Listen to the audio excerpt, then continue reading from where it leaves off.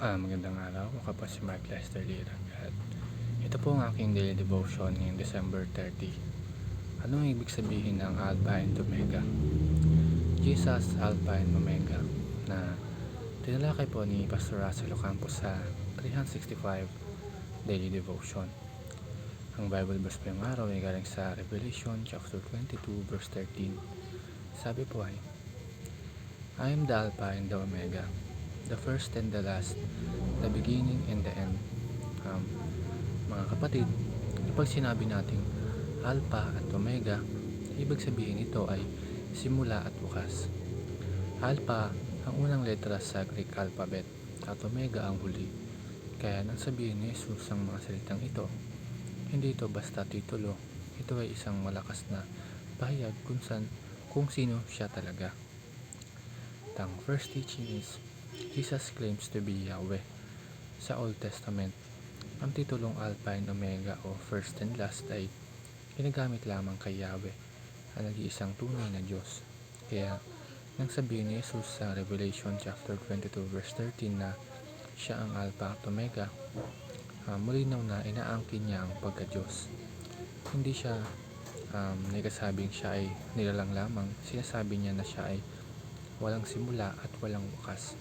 Katulad ni Yahweh, ibig sabihin, si Jesus ay hindi lang bahagi ng kwento ng Diyos. Siya ang Diyos mismo na kasama mula pa sa simula. At ang second teaching is, Jesus is the beginning of creation.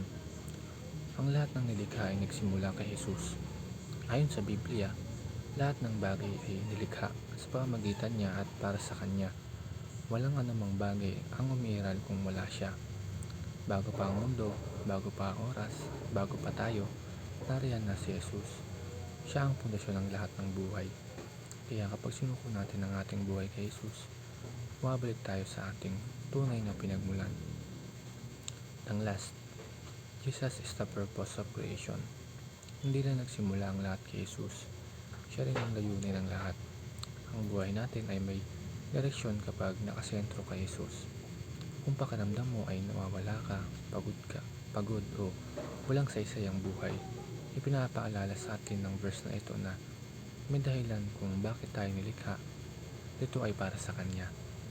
Sa Kanya natin matatagpuan ang tunay na kahulugan ng buhay, pag-asa at kinabukasan. At mga kapatid, kung si Jesus ang Alpha at Omega, tanong ko sa atin ngayon, nasan siya sa buhay mo? Siya ba ang simula ng desisyon mo? Siya ba ang dahilan ng ginagawa mo? At siya ba ang wakas na inaasahan mo? Ngayon papalapit na ang pagtatapos ng taon, magandang paalala ito sa ating hayaan natin si Jesus ang Alpha ng ating mga bagong simula at ang Omega ng ating mga plano. Simulan natin ang lahat kasama siya at tapusin ang lahat para sa Kanya. Yun lang.